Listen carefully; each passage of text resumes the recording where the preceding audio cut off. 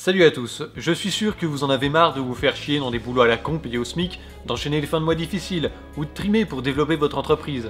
Vous pensez peut-être que votre avenir est bouché, et ça vous désespère au point de penser que le seul moyen qui vous reste pour progresser financièrement dans la vie, c'est les merdes à gratter de la Française des Jeux. Eh bien non, j'ai une solution pour vous. Salut, c'est Julien, je vous souhaite la bienvenue sur mon site. Aujourd'hui, on va voir ensemble comment avoir des revenus passifs. My life, let's potato.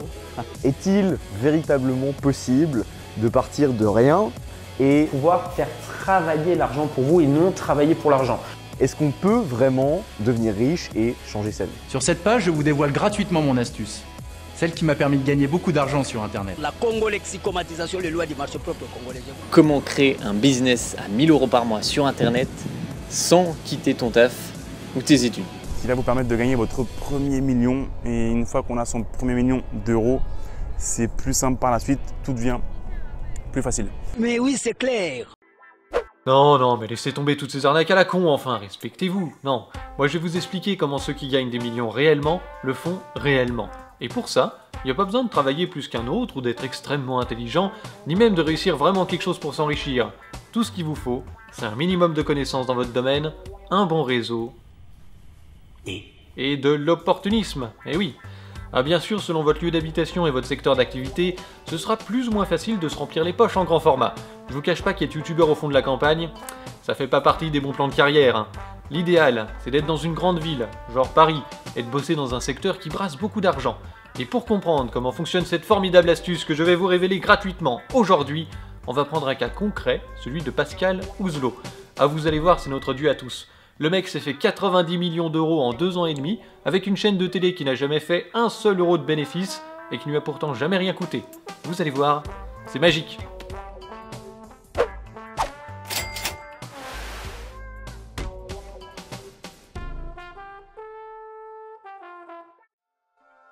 Né en 1959 à Bordeaux, d'un père notaire et d'une mère chargée de communication dans l'art contemporain, Pascal Ouzelot obtient une maîtrise de droit en 1983.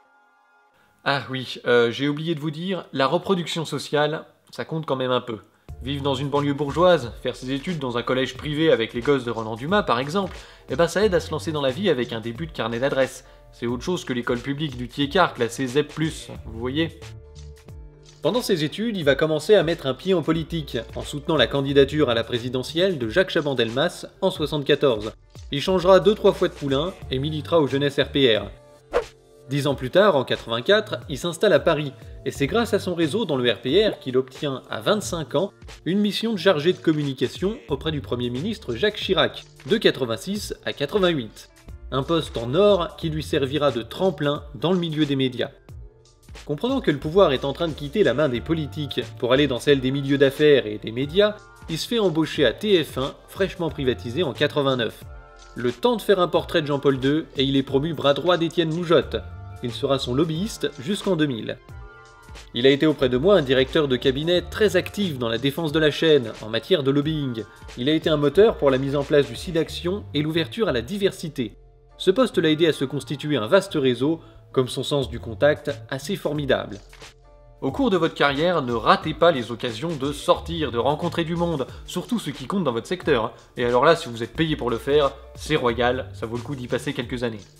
Une fois que vous avez constitué un réseau, il faut le chouchouter. Envoyer des ascenseurs pour qu'on vous en renvoie plus tard, devenez un centre de l'attention en faisant se rencontrer les gens et en organisant des soirées avec des invités prestigieux qui vous serviront à la fois de faire valoir et d'aimant pour attirer encore plus de monde et élargir encore et toujours votre réseau. Dans son appartement du quai Henri IV à Paris se croisent, excusez du peu, les ministres Emmanuel Macron, Fleur Pellerin, le Premier ministre Manuel Valls, la maire de Paris Anne Hidalgo, le patron de la Fnac Alexandre Bompard, qui est maintenant chez Carrefour, de Canal+ Bertrand Méheux ou du CSA Olivier Schramek, lors de dîners très prisés, comme nous le détaille l'un des invités. Notre homme aurait facilité la formation du trio de repreneurs du Monde et de l'Obs, Pierre Berger, Xavier Niel et Mathieu Pigasse, surnommé BNP par les avertis. Une fois que votre carnet d'adresses est rempli de gens riches, compétents, placés à des postes clés, voire les trois à la fois, et qui vous sont redevables ou ont de la sympathie pour vous, vous pouvez vous lancer dans des projets d'envergure. Pascal Ouzelot vit dans le Marais, il est très engagé pour la cause gay, il l'est lui-même, et il voit que ces gens ont de plus en plus de pouvoir d'achat. Alors il a l'idée de lancer une télé à péage, à 9 € par mois, gay-friendly, et qui s'appellera Pink TV. En 2002, un dossier est déposé au CSA par Pascal Ouzelot pour la création de cette chaîne. Sa volonté de vouloir y diffuser du porno complique un peu les négociations, qui aboutissent en 2003 par une convention qui l'autorise à diffuser sa chaîne encryptée via le câble et le satellite. Il obtient aussi le droit de diffuser un film porno 4 nuits par semaine. La convention précise que la programmation du service, destinée plus particulièrement à un public homosexuel, est consacrée à la culture, au divertissement, ainsi qu'à la fiction cinématographique ou audiovisuelle. L'éditeur diffuse régulièrement des émissions d'information dédiées à l'actualité culturelle. Retenez bien ça. Une fois l'autorisation obtenue, il augmente le capital de sa société de 125 000 €. La part de Pascal passe de 100 à 30%. TF1, M6, Canal+, le groupe Lagardère ou encore Pierre Berger deviennent actionnaires de sa chaîne. Ils fournissent la régie pub, des émissions, de l'argent et de la crédibilité. Je peux vous dire qu'elles sont pas nombreuses, les petites chaînes du câble à avoir commencé avec un actionnariat aussi solide. La chaîne est lancée en très grande pompe le 25 octobre 2004. Sa création est annoncée aux 20 h de TF1 et une énorme fête est organisée au Palais Chaillot, à Paris, qui réunit plus de 2500 invités, dont un nombre particulièrement élevé de personnalités de la télévision, du spectacle, de la politique et même du sport. Elton John fera une apparition sur grand écran pour féliciter le projet, et ceux qui n'ont pas pu entrer ont tous reçu chez eux une bouteille de champagne rosé. Pas d'ambiguïté, c'est bien ici, au Palais de Chaillot, qu'est fêté ce soir le lancement de Pink TV. Il a même été question un moment d'habiller de rose la Tour Eiffel, qui se trouve juste en face, mais le projet a sans doute été jugé un peu grandiose pour une chaîne dont la dimension reste au départ assez modeste. Mais l'événement est bien là. Pink TV est une première mondiale et la France en pleine mutation sur la question de l'homosexualité. L'arrivée de cette chaîne participe d'une évolution positive de la société en France. Il y a quelques années, il y a eu le PACS qui a été voté. C'était un point essentiel, un moment important. Dans un mois et demi sera votée en France une loi contre l'homophobie. Nous participons, nous arrivons à un moment où l'évolution de la société est manifeste. De l'humour,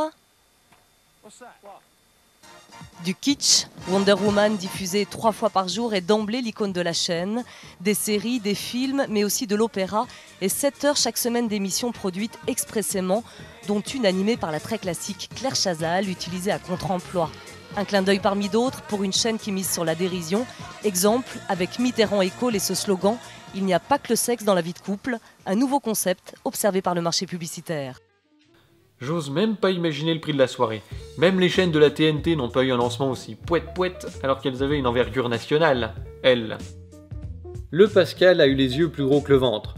Pink TV n'arrivera jamais à réunir un nombre d'abonnés suffisant pour rentabiliser le bazar et va rapidement devenir une coquille vide qui rediffuse les quelques programmes originaux qu'ils ont produits au début et bouche le reste avec des séries américaines bas de gamme. Pour 9 € par mois, c'est un peu cher.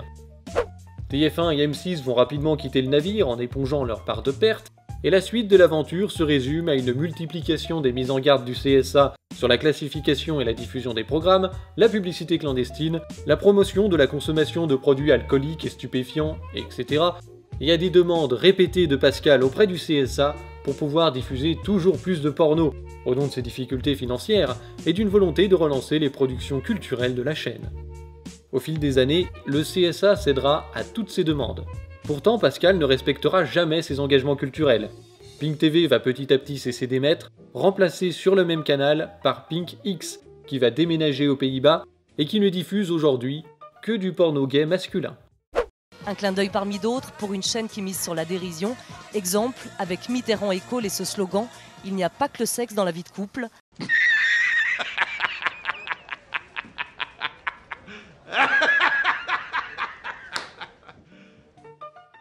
Vous pensez que c'est un échec? Ben non. Pendant des années, le Pascal a vécu sur la bête en tant que dirigeant de la chaîne, les pertes étaient majoritairement assumées par d'autres actionnaires qui remettaient de l'argent dans le pot, et à la fin, il se retrouve avec une chaîne porno à péage beaucoup plus rentable que de s'emmerder avec la culture gay et le théâtre, alors que le CSA ne lui aurait jamais permis de faire une chaîne 100% porno dès le départ. Et en vertu de quoi il a pu obtenir cette opportunité, l'argent des actionnaires et l'indulgence extrême du CSA pendant des années? Eh bien pour une part son expérience professionnelle, c'est vrai, mais surtout grâce à son réseau. Toute cette affaire va surtout lui permettre de préparer le coup suivant qui le rendra multimillionnaire. En 2012, le CSA a lancé des auditions pour l'attribution de 6 nouvelles fréquences TNT. 32 candidats avaient répondu à l'appel. Les 5 premiers canaux seront attribués à des grosses entreprises déjà implantées dans les médias, et la 6e à Taisez-vous la diversité, un petit projet original et ambitieux porté par notre dieu à tous, Pascal Ouzlot. Apparemment, le CSA a une petite amnésie collective, parce qu'ils ont cru Pascal une fois de plus quand il leur a promis de faire du culturel, de défendre les minorités, le féminisme, la place des handicapés dans la société, les cultures du monde et blablabla. Bref, de faire une chaîne créative et innovante qui fera la part belle aux magazines et aux émissions de plateau, et qui entend lutter contre le repli identitaire et être en cela une réponse au danger du communautarisme. Un projet qui collait parfaitement aux ambitions politiques du CSA, qui voulait justement promouvoir la diversité à la télé, et qui était crédibilisé, là encore, par un actionnariat aux poches profondes qui impressionnera le jury. On y retrouve Xavier Niel, Jacques Véra, le groupe Casino présidé par Jean-Charles Naouri, le groupe PPR présidé par François-Henri Pinault, et les nouvelles éditions indépendantes de Mathieu Pigasse. On a appelé ça le projet des 5 milliardaires. Ajoutez à cela qu'il a été défendu devant le CSA par David Kessler, ancien directeur général du CSA, et que Pascal a ses habitudes dans l'institution. Pascal Ouzlot entretient des contacts fréquents et permanents avec tous les membres du CSA depuis de très nombreuses années, et des membres du CSA participent régulièrement aux fameux dîners qu'il organise. S'agissant de l'institution en général, plusieurs témoins ont indiqué à la commission que M. Ouzlot fréquentait assidûment les membres du collège et les services dans les locaux même du CSA. Un témoin a indiqué par exemple « À mon arrivée, on m'a présenté M. Ouzlot dans les couloirs du CSA en me disant qu'il fallait que je le voie. Arrivé de fraîche date, j'étais convaincu qu'il faisait partie des services du CSA. Ce n'est que plus tard que j'ai compris qu'il avait quelques habitudes dans ces lieux, en tout cas quelques connaissances. Il aurait fallu une intervention du président Olivier Schramek pour qu'il soit mis fin à ses habitudes. » Donc Pascal est pote avec le jury, et en plus il les a informés qu'il y avait un partenariat dans les tuyaux entre Taisez-vous la diversité et France 24, une chaîne du service public, ce qui sous-entend un soutien, ou au moins un accord de principe de l'exécutif, pour le projet de Pascal, ce qui est constitutif d'une grave distorsion de concurrence et d'une rupture d'égalité entre les candidats, de nature à remettre en cause la validité de la procédure. Et c'est même pas le plus scandaleux dans l'histoire. Alors là on va faire une petite parenthèse, parce que quand on connaît la nature de ce partenariat, c'est juste du délire quoi, le truc c'est une affaire dans l'affaire. D'abord il faut avoir en tête que France 24 est une chaîne internationale qui n'a pas vocation à diffuser des émissions à un public français. Donc il aurait fallu changer ses statuts, voire même la loi, pour que ce partenariat existe. Mais surtout, c'est le partenariat en lui-même qui est une énorme arnaque, parce que ça consiste pour France 24 à fournir 3 heures de programme par jour, gratuitement, à Taisez-vous la diversité, et ils étaient même prêts à en payer les coûts de diffusion. Et en échange, Taisez-vous faisait de la pub pour France 24 sur sa chaîne, et reversait seulement la moitié des revenus pub issus de la diffusion de ses programmes. Attendez, je vais vous le dire autrement. Taisez-vous fait de la pub pour France 24 auprès d'un public que cette chaîne ne cible pas, et garde la moitié des revenus publicitaires, issus de programmes dont les coûts de diffusion et de production sont payés par le contribuable. C'est génial! La signature de ce partenariat est tellement désavantageuse pour France 24 que ses dirigeants s'exposaient à engager leurs responsabilités civiles pour faute de gestion et à un risque pénal d'un délit d'abus de biens sociaux. Bizarrement, le partenariat ne sera finalement pas conclu, mais Pascal va pas lâcher l'affaire. Il fera le même genre de proposition à LCI pour tenter d'obtenir que celle-ci lui fournisse des JT gratuitement. Donc le gars arrive au CSA avec un projet séduisant sur le plan politique, beaucoup de pognon, des relations, vous mélangez le tout, et paf, une fréquence TNT gratuite pour Pascal. La suite vous la connaissez, hein, c'est Pink TV le retour, le porno gay en moins. Bon déjà, comme Taisez-vous la diversité c'est un peu pourri comme nom, il va en changer pour numéro 23, et le cahier des charges culturelles va être liquidé tout aussi rapidement. Hein. Oh, vous savez ce que c'est, les difficultés budgétaires, tout ça. Faut dire que le mieux-disant culturel était vraiment qu'une façade, puisque Pascal avait obtenu une dérogation qui lui permettait de ne pas respecter les obligations minimales du CSA en termes de quotas et de diversité des programmes avant la 2e année, ce qui est normalement interdit. Et c'est assez ironique pour quelqu'un qui prétendait en faire plus que la moyenne dans ce domaine. Résultat, numéro 23 devient elle aussi une coquille vide diffusant des séries et des émissions américaines bas de gamme, en veux-tu, en voilà. Au bout des 2 ans, elle compte le nombre faramineux de 5 salariés et réalise un chiffre d'affaires de 15 millions d'euros pour une perte de 10 millions par an. Waouh, 66% de déficit annuel? Ça sent un peu le sapin là, non? Et ben c'est à ce moment-là qu'il vend sa chaîne pour 90 millions d'euros à Next Radio TV, soit 6 fois le chiffre d'affaires annuel. Et vous savez pourquoi ils ont claqué autant d'argent pour cette daube? Parce qu'ils en ont vraiment rien à foutre de la chaîne en elle-même. Ce qu'ils ont payé, c'est la fréquence. Il y avait déjà eu des affaires de trafic de fréquences TNT par le passé. Alors pour ces nouvelles chaînes, le CSA avait fixé une obligation d'exploitation minimale de 2 ans et demi et une taxation à 5% sur les plus-values en cas de revente. Notamment parce qu'ils avaient des gros doutes sur les réelles intentions de Pascal. Ça en dit long. Pour ne mettre personne à l'index, ils avaient intégré ces clauses dans les conventions des 6 nouvelles chaînes attribuées en 2012. Mais c'est bien Pascal que ça visait. Du coup, avec la vente de numéro 23, le CSA l'a un peu mauvaise, il passe pour des gros baltringues. Alors ils ont suspendu l'autorisation d'émettre de la chaîne avec l'intention de la retirer définitivement. Évidemment, cette décision sera contestée devant le Conseil d'État, et le rapporteur du Conseil préconisera de confirmer la décision du CSA. Mais dans leur décision finale, les juges vont rétablir l'autorisation d'émettre de numéro 23, estimant que l'existence de la fraude à la loi, invoquée pour justifier le retrait de l'autorisation, n'est pas démontrée. La vente va donc pouvoir se faire. Next Radio rachète d'abord 39% des parts en 2016 avant de l'acheter intégralement en 2017. Le tout pour 90 millions d'euros, dont une partie en numéraire et une autre en actions Next Radio. Au final, Pascal touchera la moitié de ce pactole, alors qu'au départ, il a mis que 10 000 euros dans le capital de l'entreprise. Ceux qui s'y connaissent un peu en compta, ça doit les faire tiquer. Mais vous allez comprendre, il y a une petite astuce. Le Pascal, c'est pas un économe. Il aime le luxe, il crame son fric. Pour le capital de la chaîne, il n'a apporté que 10 000 euros, alors que pour la faire fonctionner, il a prévu un budget de 20 millions d'euros.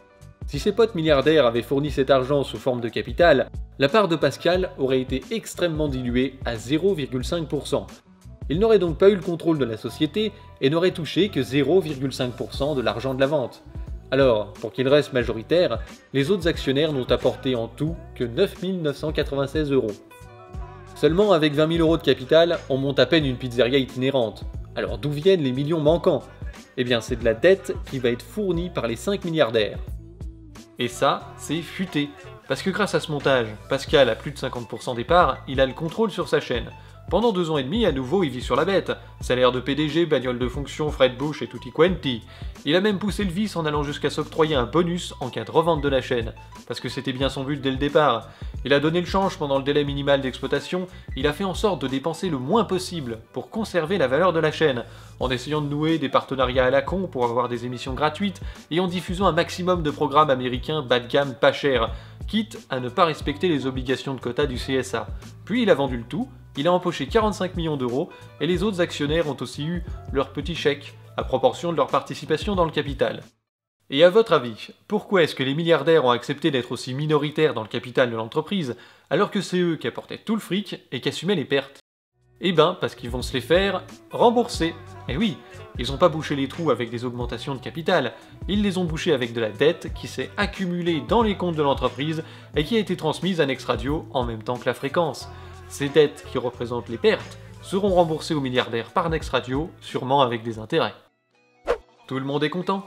Pascal s'est fait des millions, ses actionnaires se sont fait des millions, et Next Radio a une fréquence TNT en plus pour faire une chaîne premium dans le bouquet d'SFR, alors que le CSA ne la lui aurait jamais accordé pour faire ce genre de plaisanterie. En tout cas, maintenant vous savez. Vous savez comment on transforme quelques milliers d'euros en dizaines de millions en vendant une ressource publique octroyée gratuitement pour un projet bidon grâce au réseautage.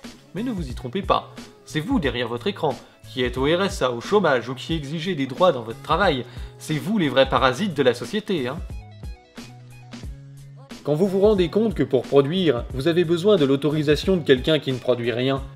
Quand vous vous rendez compte que l'argent, c'est pour ceux qui font des affaires, non pas avec des biens, mais avec des faveurs.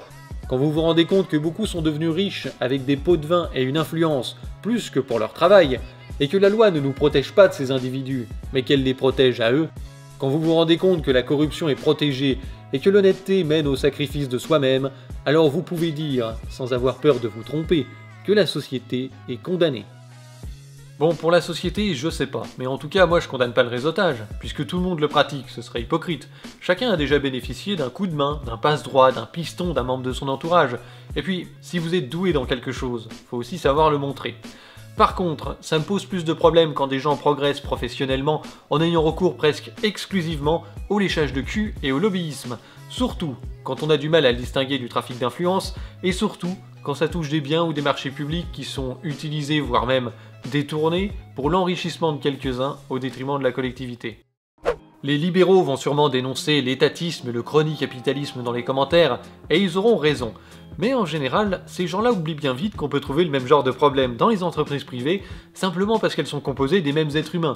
Et puis il y a des exemples de multinationales qui sont devenues plus bêtes, coûteuses, inefficaces et bureaucratiques que la pire des bureaucraties d'un État. Donc je pense pas que ce soit par le marché et avec un état minimaliste qu'on puisse régler le problème soulevé dans la vidéo. Simplement parce que les fréquences TNT sont rares, il faut bien que quelqu'un les attribue à un autre quelqu'un, et avec des critères qui ne peuvent pas être que le pognon. Derrière les médias de masse, il y a quand même des enjeux de société aussi. Commençons déjà par avoir des institutions qui tiennent un petit peu mieux la route, hein, un CSA indépendant, une justice indépendante, et puis des citoyens qui aient un pouvoir de sanction et d'action sur les lois pour rendre illégal ce genre d'enrichissement. Et vous verrez déjà que rien qu'avec ça, ça marchera nettement mieux et on verra de moins en moins de ce genre d'affaires. Faudra bien un jour qu'on se pose la question de savoir comment on peut intégrer un contre-pouvoir populaire à celui des milieux politiques et médiatiques et des milieux d'affaires. Mais en attendant, vous avez maintenant le secret pour vous en mettre plein les poches sans trop vous casser le cul et sans même réussir quoi que ce soit. Et moi en plus, je vous l'ai révélé gratuitement. Ça change de certains. Si vous pensez que cette vidéo mérite plus l'attention du public que les programmes merdiques de numéro 23, partagez-la, mettez un pouce bleu et puis abonnez-vous. Et un grand merci aux tipeurs qui financent mon travail, n'hésitez pas à les rejoindre. Quant à moi, je vous donne rendez-vous pour la prochaine.